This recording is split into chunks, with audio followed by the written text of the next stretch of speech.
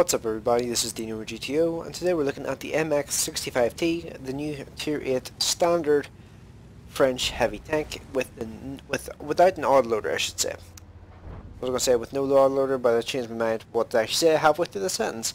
So, MX65T, crash course on the armor of this tank. So, there's a couple weak points you need to know about. Well, first off, the hull itself is pretty much a giant weak point, if I'm honest. This actually has a very Tiger 2, or no, not Tiger 2, Tiger 1 like armor profile, because it has 80mm of upper side armor, like this area up here. You can see the area I'm highlighting right here. And the lower side armor, this area behind the tracks and stuff, is only 60mm. Meanwhile, just gotta pause for like a little second. Yeah, first shot versus the I-6 bounced. Upper armor here is 100mm, lower armor 110. This area here 90, and this area here 90. Then there's two 200mm zones like here and here on this like little cupola thing, and this area here, this like little like weird looking like little flat area, flattened out area right here, is 80mm thick. So yeah, just a quick crash course on what the armor on this thing is like.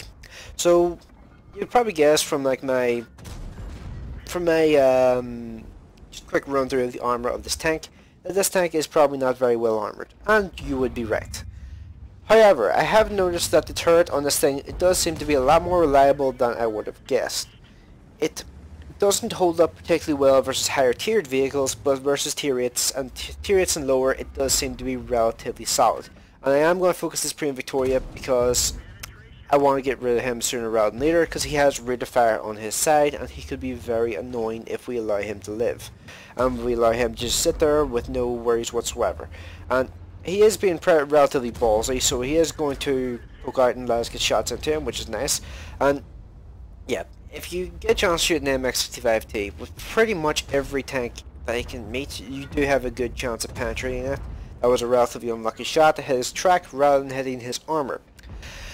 But yeah, it's really not difficult to pen this thing, and it is kind of annoying that this tank is so sluggish. If this, and yeah, as you can see, this guy actually has some sense. He's trying to go for my weak points. However, because he's an IS-6, I think the weakest area of this tank's cupola is about 160mm. So he would really do better, a lot better, to actually shoot my hull rather than shooting my cupola. For tier 8s that are not preferential matchmaking premium tanks, or some of the lower penetration mediums, then where was I going to go with that there? For preferential matchmaking premium tanks and for some lower penetration medium tanks, do not try and shoot this. It's a little too inconsistent for those types of tanks. In that case, just aim for the hull, because the hull is very weak for a tier 8 heavy tank, if I'm honest. And it's really kind of annoying because like this vehicle doesn't go very fast. It's actually pretty slow for the most part. And as you can see here, I'm still focusing on this Premium Victoria. Very lucky shot there, because I honestly was kind of expecting that to auto bounce, but yes, not. But now he's a one-shot kill for all of us, which means he's going to lose the balls to actually like poke out against us anymore. And we really could not let that guy remain on full health, because if we had have, he probably would have devastated us if we'd made a mistake with his rate of fire. So now we have 3 heavy tanks remaining on the side, and believe it or not, these guys actually had the numbers advantage for quite a while here. Just a bit of a tip for you if you're on this flank: if you have the numbers advantage and you're on the north spawn, push through. Don't just sit there and let the south spawn just bully you, pretty much. Because if you let the south spawn just bully you, you will get wrecked relatively easily. It's actually kind of hard to win this flank from the north consistently. You can do it, but it is tricky to do, especially if the north or if the south has some tanks with some decent turret armor. If they don't have any tanks with good turret armor and have like just IS-3s and IS-6s and stuff, then it can be a bit easier to win. But things like T-34s, T-32s and stuff are very difficult to kill whenever they're spawned on the south of this map.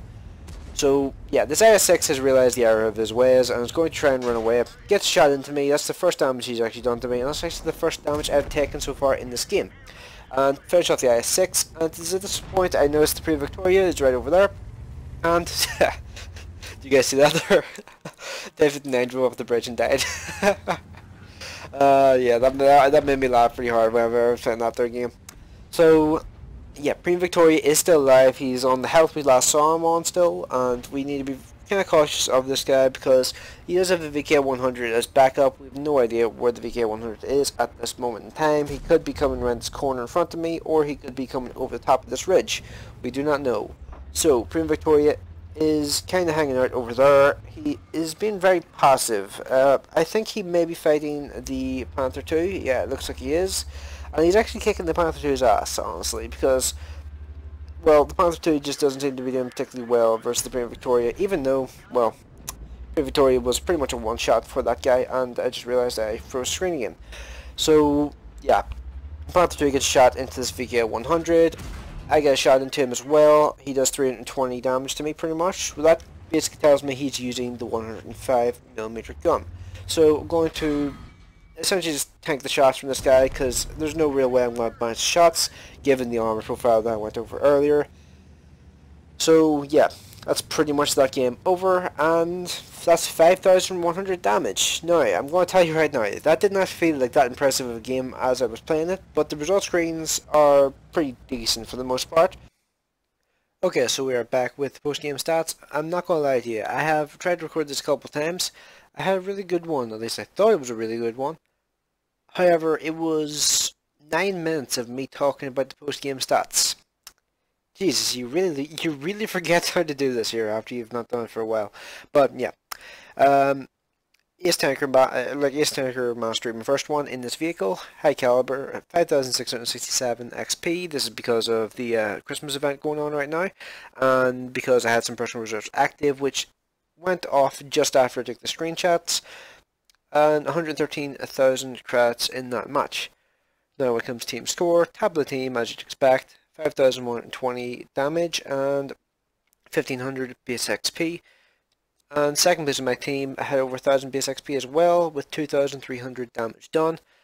As for the enemy team's Lorraine 40T was the highest score on their team. And the WG132 came second, which is actually pretty interesting because that, to me, isn't really much of a light tank map, so it's a pretty good job to that guy for doing as well as that there on a map that I don't really consider to be that good for light tanks. And at Prem Victoria, even though all the guys on the flank that I was at were intent on killing this guy, he still came third on his team, so it was a good job, I guess. We managed to focus that guy down. And as for my team, not really too much else to go over. Third place was the Super Pershing, so yeah.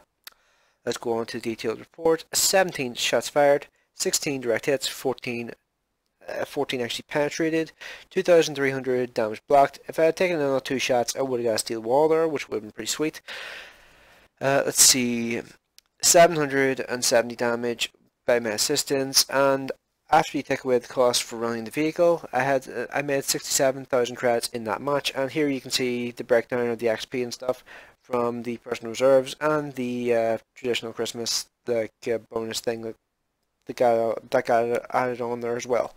I forgot to speak there for a second. So, one thing that this tank does have going for it is I think it's a really cool looking vehicle. When you get that 120mm gun put onto this tank, I just think it looks cool. I mean, that image there, to me, just looks awesome. I really do actually want to like this vehicle because I do actually like the way it looks. However, I do struggle to do well on this thing consistently. I would actually like to know there, if you guys have played this thing, what do you think of it? And if you're able to do well in this thing consistently, let me know what you do. Do you take it more of like do you try to play as more of a medium tank, try to like support the mediums on your team? Or do you take it head to head with the heavies? If so, what do you do with your armor? Do you just like use it like as like a peekaboo tank where after somebody else has taken the hit, you poke out and do some damage? Or do you try and tank the hits with the armor? I'm really curious to know like how people are actually playing this thing because it's a little bit different of a playstyle. I'm pretty certain I will be able to play the Tier 9, Tier 10. I'll probably adapt a playstyle kind of like my VK4502A, and I suspect that will work out relatively well. But this thing here is a little bit different from Tier 9 and Tier 10. So yeah. Let me know what you guys thought of this video in the comment section below, and what you think of the tank in the comment section below as well. And thanks for watching. I will see you in the next one.